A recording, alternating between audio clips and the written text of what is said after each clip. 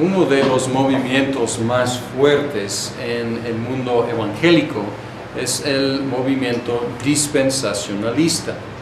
Y el movimiento dispensacionalista es, en cuanto a la historia de la iglesia, una novedad.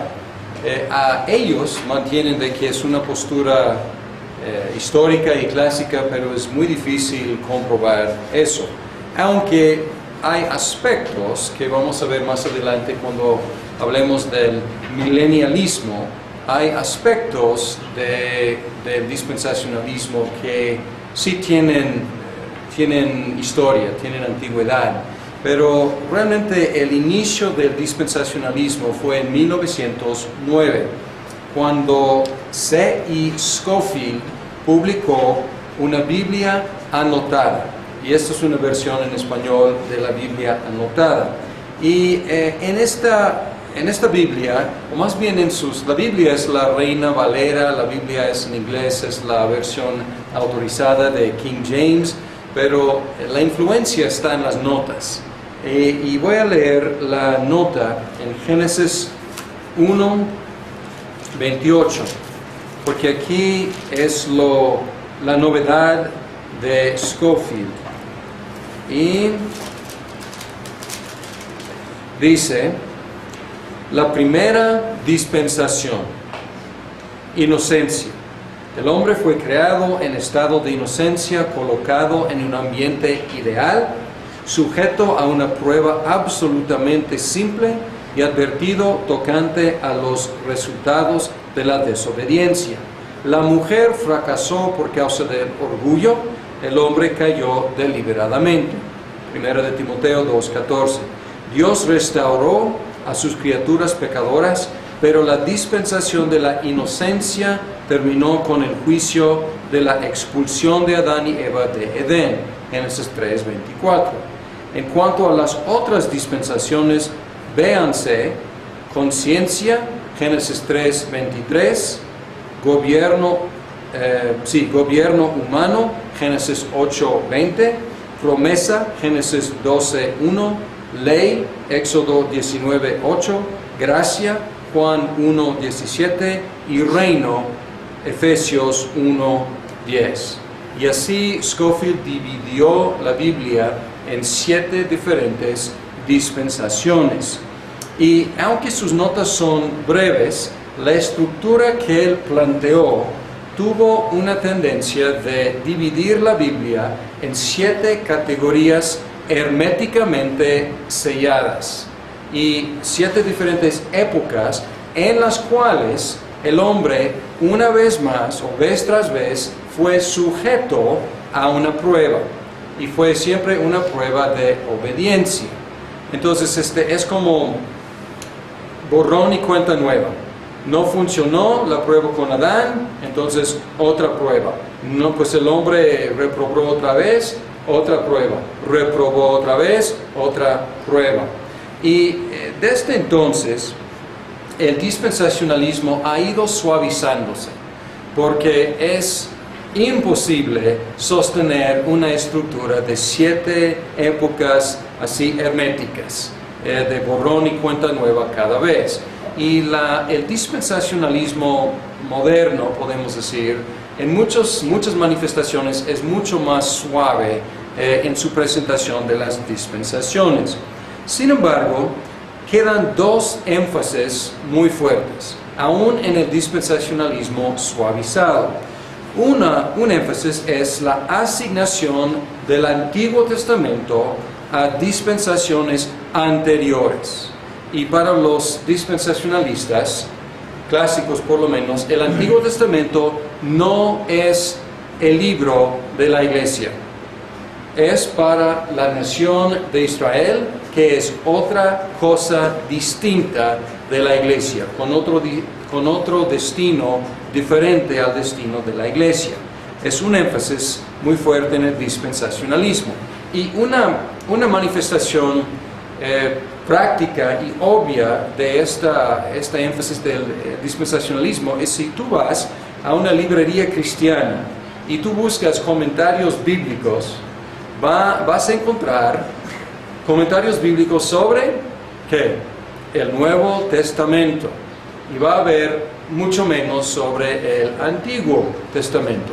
Y en parte en español no están, es simplemente porque a lo mejor no han traducido todavía algunos buenos comentarios de otros idiomas, han empezado con Nuevo y luego después van a llegar al Antiguo, pero hay un tipo de, no sé si quiero decir desprecio, pero desuso, podemos decir. El Antiguo Testamento no es nuestro libro, tiene ejemplos, tiene anticipos, tiene sombras, pero no es para la iglesia. Y el otro énfasis es una escatología premilenialista. En la parte de escatología, que es la última sección de este curso, vamos a hablar de premilenialismo, pero es un artículo de fe para los dispensacionalistas innegable y no negociable.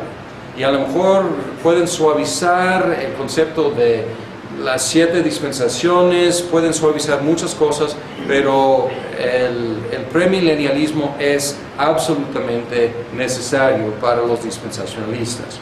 Y el efecto de todo esto, cosa que vamos a mencionar en el milenialismo, el efecto de todo esto es perder la unidad de la Biblia y la importancia del Antiguo Testamento.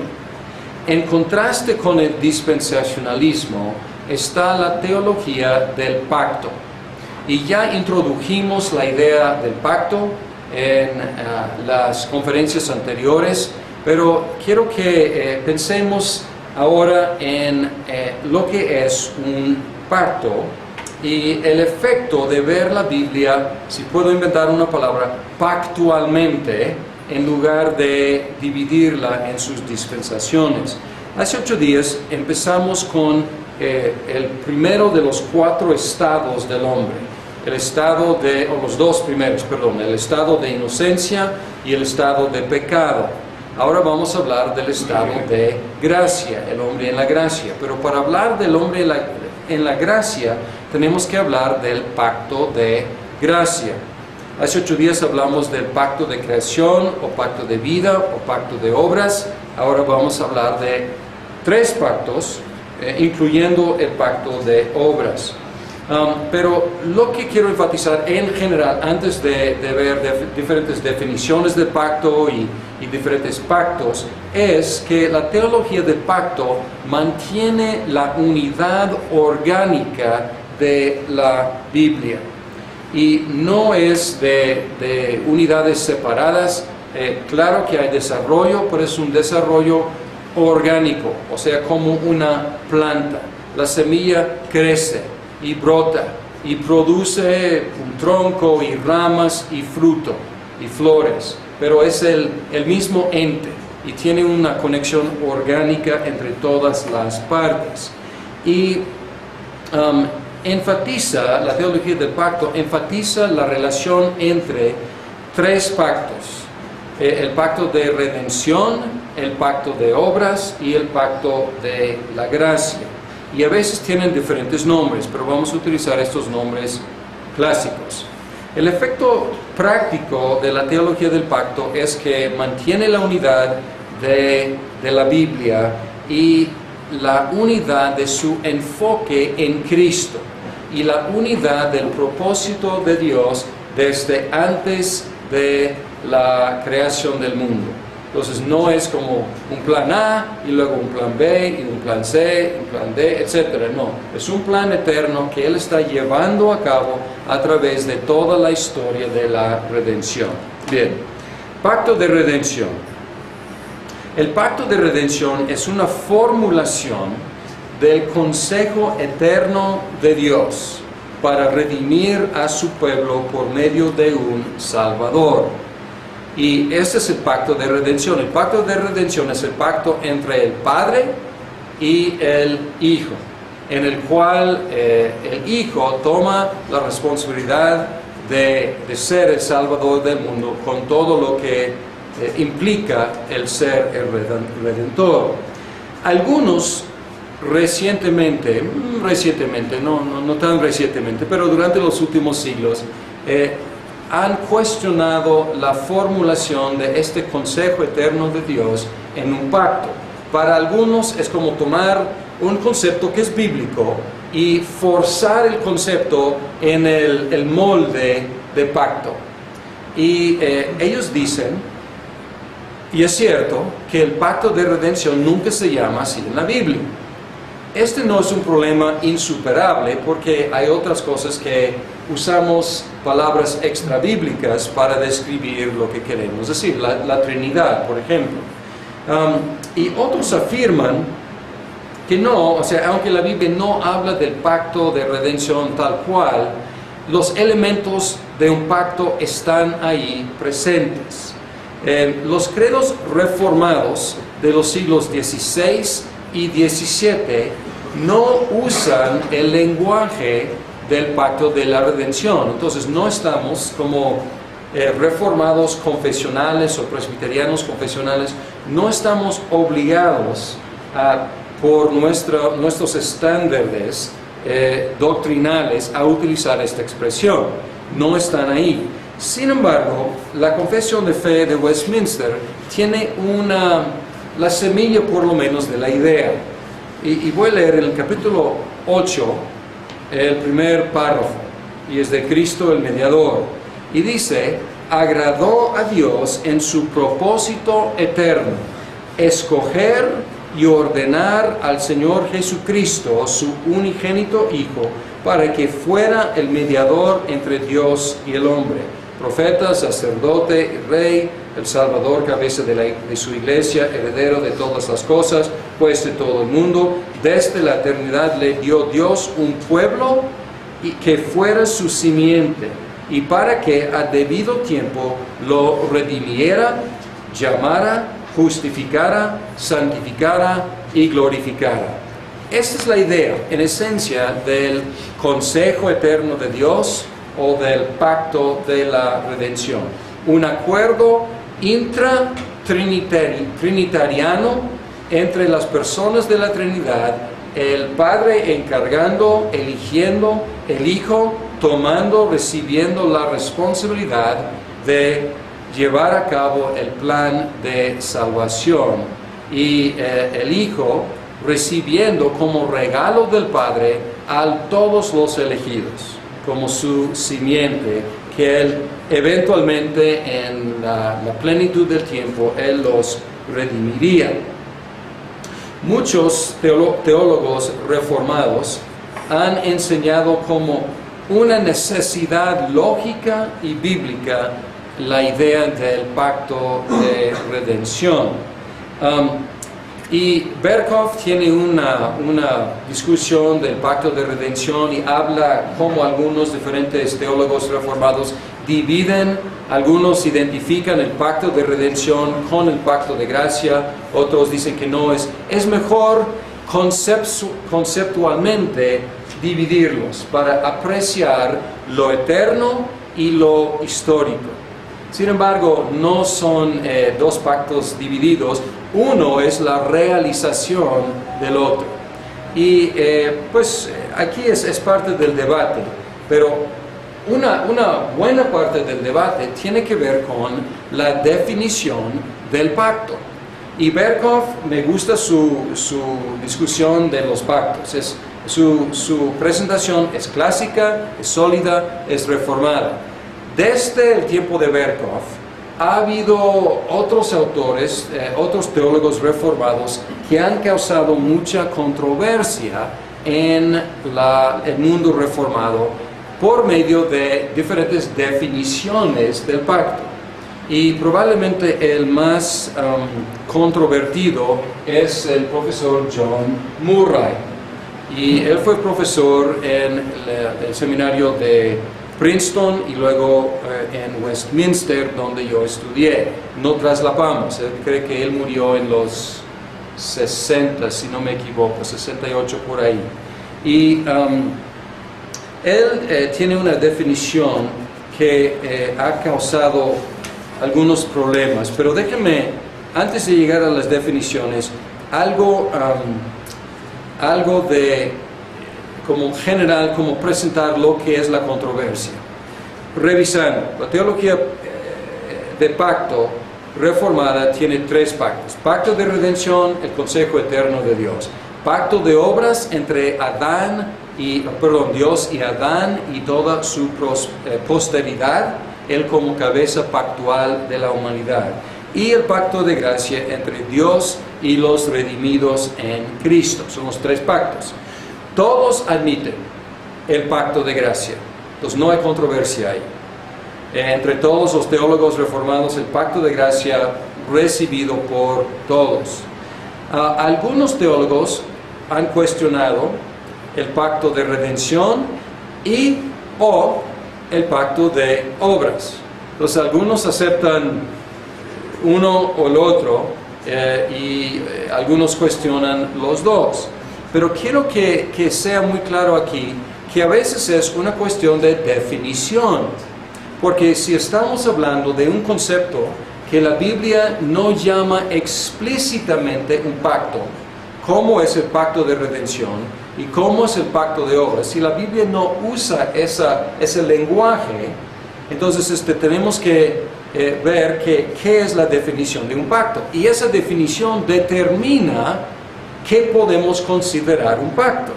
Entonces es como, si mis lentes están con tinta azul y los pongo, pues todo me va a parecer azul.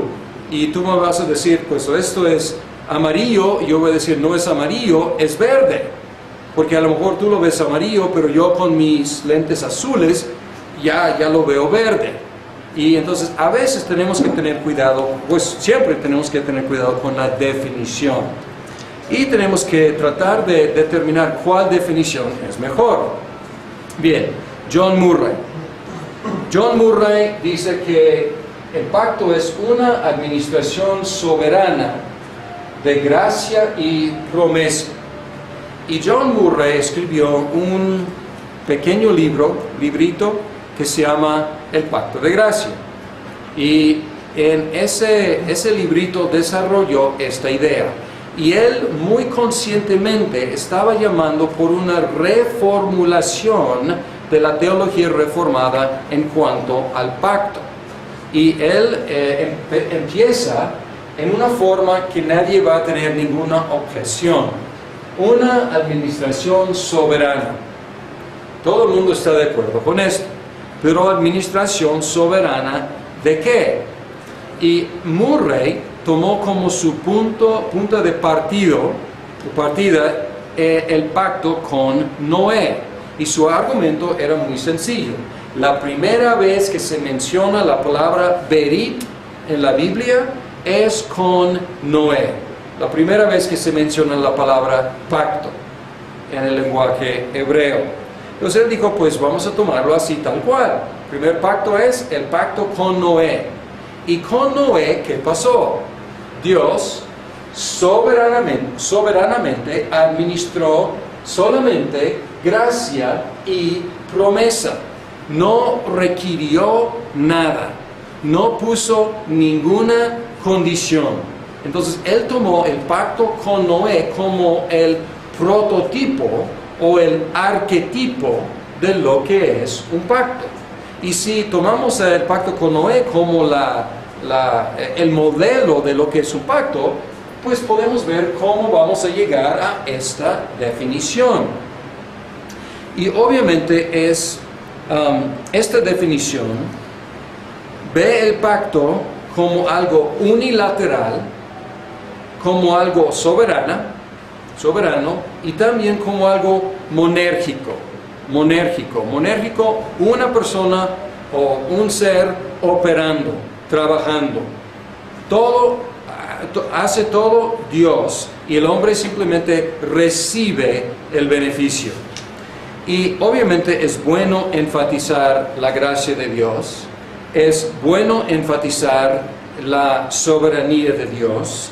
Sin embargo, este concepto tiene algunos problemas. Obviamente, por definición, esta definición excluye la idea del pacto de redención y el pacto de obras. ¿Por qué? Porque el pacto de redención es entre Dios Padre y Dios Hijo. Y si la gracia es el favor de Dios hacia los pecadores, por definición está excluido, porque no hay ningún pecador en la transacción. Dios Padre, Dios Hijo. ¿Dónde hay necesidad de gracia? Pues no hay, porque la gracia es el favor contramerecido de Dios. También se excluye el pacto de obras. ¿Por qué? Mismo argumento. ¿Dónde está el pecador que necesita gracia? No existe todavía, porque Adán y Eva, al recibir el pacto de obras, recibieron una administración soberana, no de gracia. De amor, sí, pero no de favor hacia un pecador. Entonces, lógicamente, no da lugar a estos conceptos. Entonces, para Murray hay un solo pacto, es el pacto de gracia. También, y aquí es un problema, y a lo mejor esto no es tan grave, en un sentido, porque podríamos decir, ok, estamos con Murray, vamos a usar lenguaje bíblico, vamos a hablar del pacto, donde la Biblia habla del pacto, perfecto, está bien, pero podemos seguir hablando del consejo eterno de Dios, para referirnos al arreglo intratrinitariano, y podemos utilizar otra palabra para hablar de la situación antes del pecado, la administración de la creación. Podemos usar otras palabras, si no queremos usar la palabra pacto. Una objeción más grave es que lógicamente no deja ningún lugar para las condiciones del pacto o las obligaciones humanas en el pacto. Y aquí es un problema y una tensión con Murray, porque Murray reconoce en otras administraciones de pactos, como en la administración del pacto con Moisés, con la ley, él admite que hay obligaciones. Y Noé tenía que hacer algo, tenía que creer y tenía que construir el arca. Sin embargo, la definición, ¿dónde puede encajar aquí alguna obligación humana? O sea, en esta definición, yo no veo ningún lugar. Entonces aquí como mete un problema, hace el pacto tan unilateral que realmente no hay lugar para requerir nada del hombre más que la fe en creer la promesa. También podemos cuestionar su procedimiento. Está bien decir, ok, el pacto con Noé es primera mención de la palabra berit, pero podemos preguntar, ¿hay otras relaciones en la Biblia que caen bajo la misma categoría, que no utilizan la misma palabra? O sea, esto podría ser posible. Entonces, su procedimiento no es necesariamente legítimo. Podríamos decir que, pues, Berit describe una relación. Y vamos a tomar la descripción de esa relación y vamos a ver cómo se describe en la Biblia y vamos a llegar a una definición y ver si hay otras relaciones, otras administraciones en la Biblia que podrían describirse con la misma idea, aunque la Biblia no utiliza la misma palabra. Hay algo curioso con Murray también. Él escribió el libro definitivo sobre Romanos 5, 12 al 21. Y en Romanos 5, 12 al 21, ahí es la descripción de Cristo como el segundo Adán, obedeciendo cuando Adán desobedeció. Y esta es la esencia de la idea del pacto de obras. Y Murray contribuyó el mejor librito, el definitivo, describiendo esa función de Cristo. Pero en su definición del pacto, negó el pacto de obras. Entonces aquí hay algo curioso, un poco irónico en el trabajo de Murray, porque él expresó la esencia de la teología federal en un librito y en el otro librito negó la posibilidad de un pacto de obras o el pacto de redención. El segundo, el doctor Palmer Robertson, y lo conozco personalmente, todavía vive, y él estuvo en el presbiterio cuando yo fui examinado, que fue un poco intimidante para este joven cuando me examinaron, y él estuvo ahí. Pero yo sabía, si alguien me preguntara, Larry, ¿qué es un pacto? Yo iba a dar la definición de Robertson, por supuesto, en ese presbiterio. Y él escribió un libro que se llama El Cristo de los Pactos. Y su definición es un vínculo en sangre administrado soberanamente. Podemos ver aquí algo en común con Murray, ¿no es cierto? Aquí podemos ver el énfasis en que el pacto es soberano, viene de Dios. No es una negociación entre Dios y los hombres. Dios impone, Dios instituye su pacto soberanamente. Y podemos ver también es una administración, algo en común con Murray. Y la cuestión aquí que es enfatizada más es algo personal. Aquí dice que es una administración soberana de gracia y promesa. Aquí habla de un vínculo. Y es un vínculo que es ¿qué? Una relación.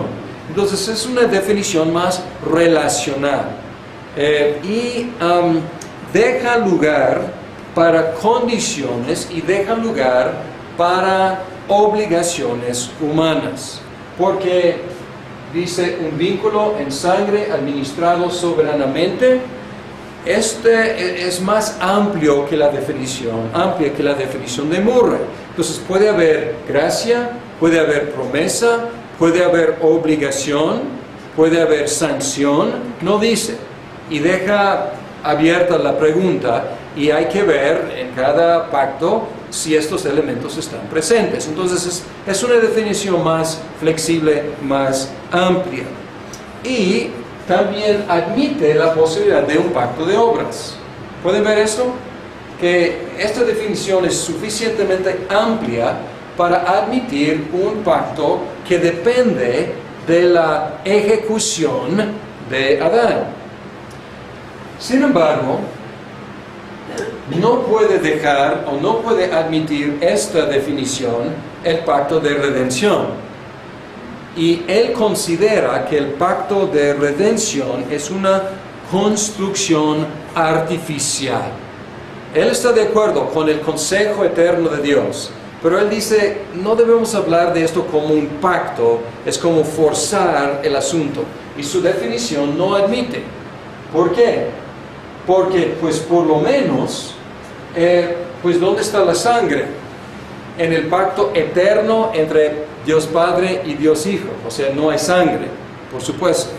Y otra cosa es que soberanamente Dios Padre no vino con Dios Hijo diciendo, te impongo estos requisitos, es lo que vas a hacer. No, fue algo mutuo entre Padre e Hijo. Entonces, esta definición no admite pacto de redención, pero sí admite pacto de obras y pacto de gracia. Esta definición admite solamente pacto de gracia, exactamente. Y un problema aquí, un problema que hay en esta definición es la cuestión de sangre. Y si quitamos esto de sangre, es más vago, o sea, es aún más amplio. Pero él dice aquí, no tiene que ser sellado este vínculo con sangre.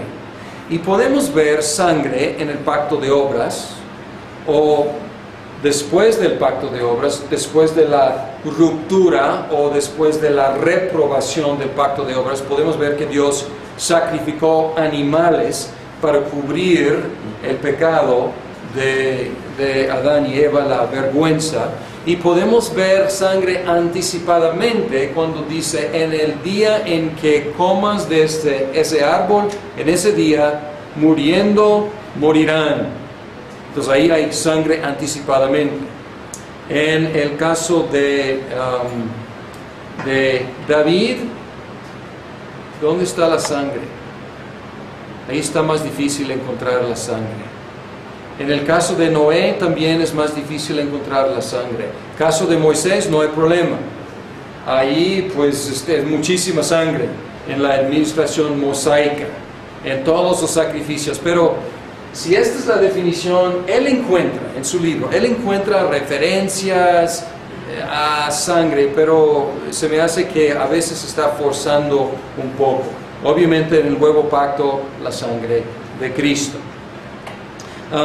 Su concepto es más amplio, más flexible, tiene un problemilla aquí quizás, pero abarca más territorio, podemos decir. El tercero, Meredith Kline, y Meredith Kline lo conocí una sola vez, no tuve el privilegio de estudiar bajo él, pero lo conocí, me entrevisté con él una sola vez, y he leído algo de sus libros que fueron asignados en mi seminario, porque él salió de nuestro seminario y fue a otra sucursal en la otra costa. Se fue de Filadelfia y fue a California. Él murió hace pocos años, en esta década él murió. Él tiene otra definición, un compromiso divinamente sancionado que funciona como instrumento del reino de Dios. Y aunque es una definición más larga, si pensamos, si analizamos, es aún más amplia que las anteriores. Un compromiso divinamente sancionado que funciona como instrumento del reino de Dios. Y aquí lo que él hizo, su procedimiento, ya vimos el procedimiento de Murray, empezó con Noé. El procedimiento de Kline, él hizo investigaciones originales y él contribuyó cosas originales al estudio de los pactos, porque él estudió los pactos de los soberanos del Medio Oriente en la temporada del Antiguo Testamento. Y él encontró mucha semejanza entre los pactos de los soberanos con sus vasallos en el Medio Oriente con el Decálogo, o sea, con los 10 mandamientos y con todo el libro de Deuteronomio. Aquí en México, si alguien quiere rentar una casa, muchas veces lo que hace es que va a la papelería y ¿qué compra? Sí, hay un formato, ahí está hecho, y luego puede tachar, puede añadir o puede dejarlo tal cual, y luego todo el mundo sabe que está ahí. Es un formato, porque en México ya se formalizó la forma de rentar una casa. El pacto está hecho y no necesitamos inventar otra vez la rueda para hacer un pacto de renta. Y Kline está diciendo lo mismo con los 10 mandamientos y con Deuteronomio. Moisés no tenía que inventar algo nuevo, el concepto ya estaba ahí en la cultura. Y él analiza el Decálogo, 10 mandamientos y Deuteronomio, y él dice que los pactos del Medio Oriente tenían estos aspectos, estos elementos: un preámbulo, un prólogo histórico, las estipulaciones y sanciones, los juramentos y votos y la ratificación. Y luego, en una forma muy interesante, él comparó lo que está en los 10 mandamientos y lo que está en todo Deuteronomio con esta estructura, y dice, ahí queda muy bien. Por ejemplo, preámbulo: yo soy el Señor tu Dios. Y luego, prólogo histórico: que los saqué del pueblo de Egipto, de la casa de servidumbre. Estipulaciones y sanciones. No tendrán otro Dios delante de mí, etc. Y luego después un servicio de ratificación. Algo muy interesante que él sugiere, hubo 2 tablas de la ley. Y normalmente pensamos que a lo mejor no cabían los 10 mandamientos en una sola tabla, necesitaban 2 tablas, o a veces pensamos que primeros 4 mandamientos en la primera tabla, los que tienen que ver con relación con Dios, segunda tabla, los últimos 6 mandamientos, los que tienen que ver con nuestra relación con el prójimo. Pero Klein dice que la costumbre en el Medio Oriente en esa temporada era 2 tablas.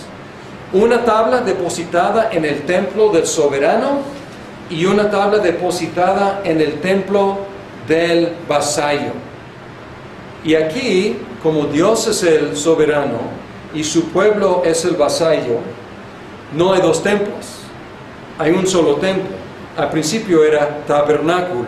Entonces, según Klein, eran 2 copias de los 10 mandamientos depositados en el mismo lugar, porque el tabernáculo del soberano y el tabernáculo del vasallo es exactamente el mismo.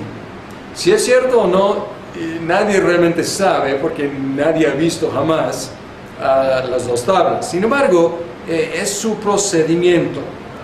Y lo que hizo es que, basándose en lo que él aprendió de los pactos del Medio Oriente, él llegó a esta idea, un compromiso divinamente sancionado que funciona como instrumento del reino de Dios.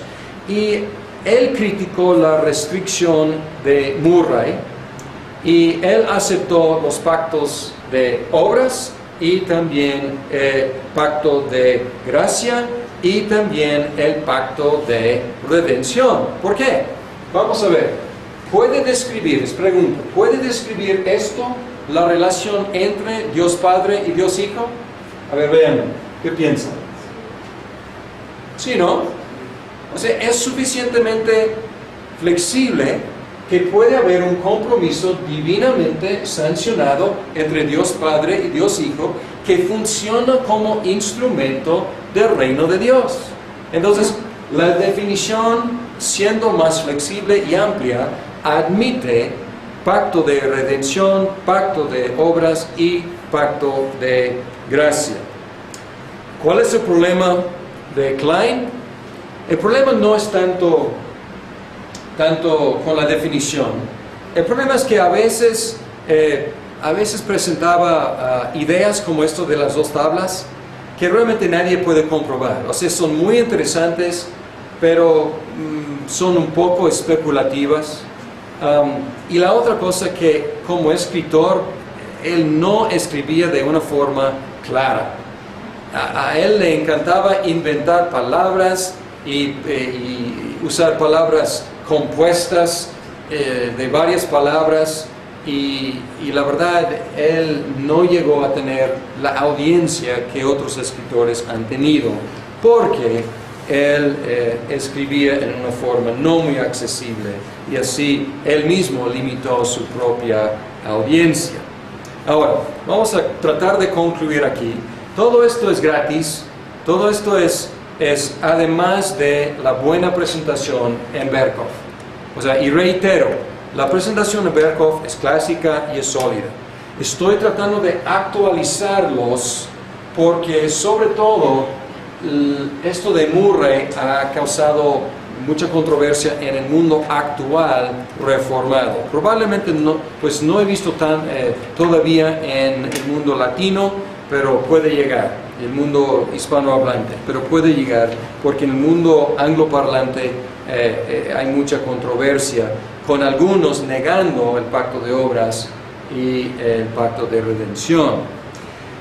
Conclusión, siempre debemos tener cuidado de no moldear el texto bíblico a la imagen de nuestras fórmulas teológicas. Debemos hacer lo opuesto.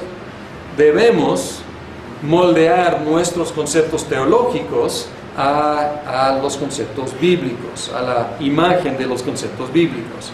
Y no es prudente insistir en lenguaje extrabíblico como si fuera la única forma de explicar el concepto. Y como ya mencioné, ningún presbiterio puede o ningún consistorio puede forzar que un oficial en la iglesia presbiteriana utilice la expresión pacto de redención, porque no está aquí en Westminster. En otras palabras, no es necesario utilizar expresiones pacto de redención y pacto de obras. Sin embargo, la formulación reformada de estos pactos expresa verdades bíblicas que ninguna otra teología captura. Y entonces tenemos que tener cuidado de